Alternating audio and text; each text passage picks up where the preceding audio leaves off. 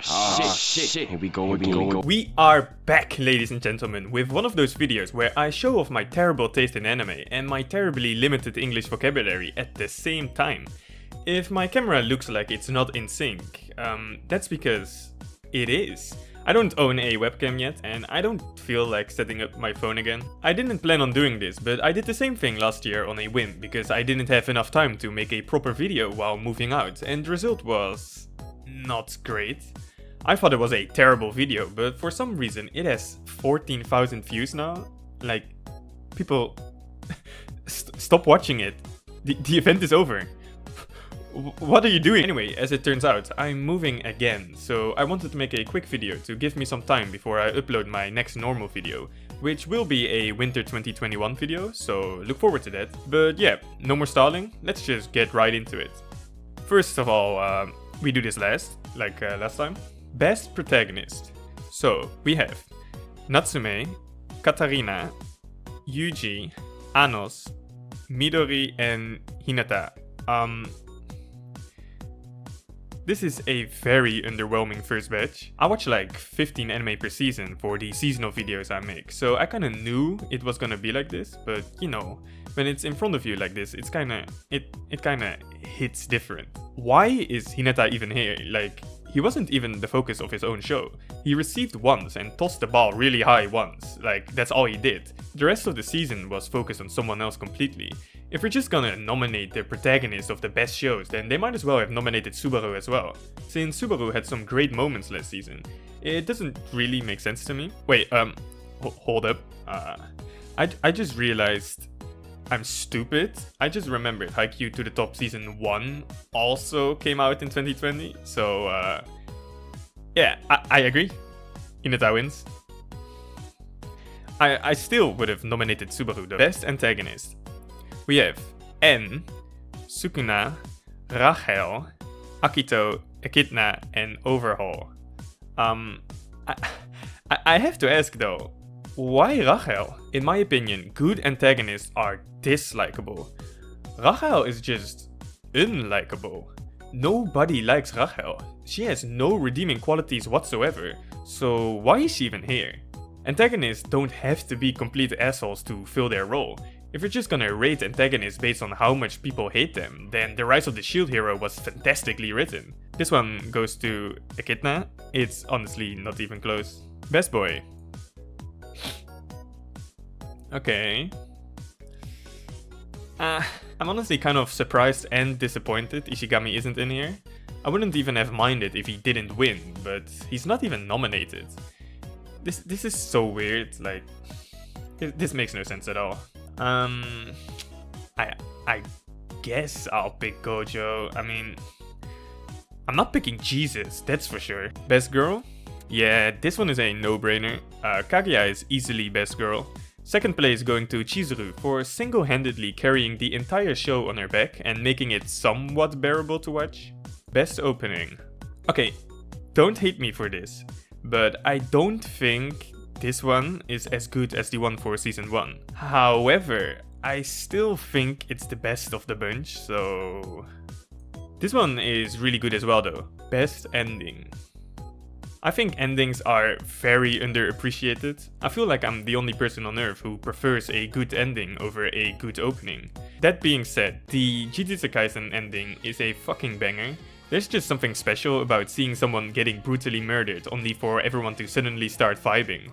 It's almost like the coven dance meme. Best VA performance. I honestly don't think any of these were that special. They're not bad by any means, but I honestly don't think any of these were very memorable. Both Ishigami and Kakishigoto would have been good choices too. I guess I'll go with Subaru. I remember episode 4 in particular being pretty good voice acting wise, so... Best VA performance, Yen?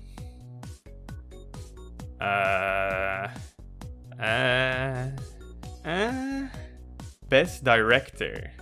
I think all of these are solid, except for maybe Tower of God. I remember the opening in particular having some really weird directing, but I honestly don't know if this guy is also the guy who directed the OP. I have no clue. I'm gonna give it to Keep Your Hands Off Eizouken. I never actually finished the show since I watched like 20 shows that season for the video I made, and for the first time in my life I was honestly very close to getting burned out on anime, so I decided to drop a bunch of them for the sake of my sanity. That being said, from the 6 or so episodes I watched, I remember it being very good and the directing being one of its strong points, so I do think it deserves this one. Best Animation. Half of Fake Grand Order Babylonia aired in 2020, and that was easily the best looking show this year. However, it did start airing in 2019, and it got nominated last year as well, I think. So, with that in mind, I unironically think that Sword Art Online had the best animation this year. The story makes no sense, the characters are not great, and overall I just don't think it was very good. But you have to give credit where credit is due, and the animation was fantastic. I don't care who you are or what you have to say, I think SAO got scammed. The biggest regret I have as an influencer is that I recommended people to watch The God of High School. When I made that video, there were only like 2 episodes out, and these 2 episodes looked fantastic, but everything after that was just kinda meh at best. I've had people tell me they started watching The God of High School because of me. That fucking hurts, man. Like, I feel like I fucked up. I feel like I've sinned. I'm honestly just relieved to see Haikyuu is not nominated. 90% of the time, it's great, but the latest season had some episodes that were just straight up terrible.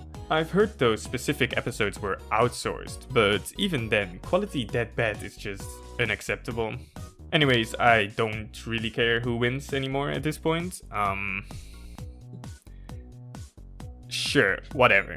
Best character design. Wait. Holy shit, there are way too many categories. I'm gonna have to speedrun some of these. Like, what? This is taking too long. This is taking too long.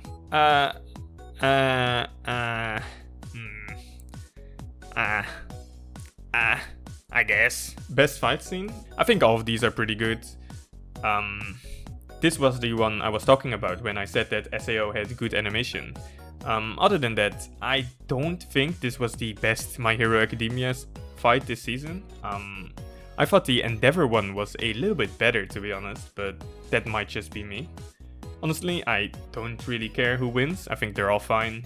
I'll give it to SAO. I guess that one pleasantly surprised me, so it stuck with me longer. Best drama? I feel like I am one of the only people who watched Somali. I thought it was pretty good actually. Not necessarily the best drama, but you know, an honorable mention. I have not watched Beastars. I might at one point. I've heard it's very good, but I haven't seen it myself, so I'm gonna have to vote for Fruits Basket. Best comedy?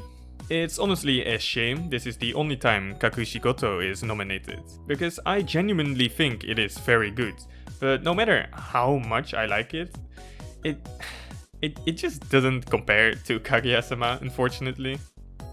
Best score. Okay. For everything Tower of God did wrong, I don't believe the music was one of those things. So I'll give it to Tower of God this time. Best couple. Okay, dude, this one is easy. It's happily married couple versus not actually a couple versus this. Dude, come on now. Best fantasy. I don't like voting for popular sequels in an award show like this, but when the alternatives are this mediocre, I kinda have to vote for ReZero. It would be unfair if I didn't. So, anime of the year. We have Keep Your Hands Off Eizouken, Jujutsu Kaisen, Great Pretender, Dorohedoro, Appare Ranman, and Beastars. You know, now that I look at it, it's actually kinda sad that this is the best we had this year. But it is what it is. Personally, I would have liked to see Kakushigoto or even Smile Down the Runway in here, but it's fine. I'm not mad. For me, the anime of the year has to be...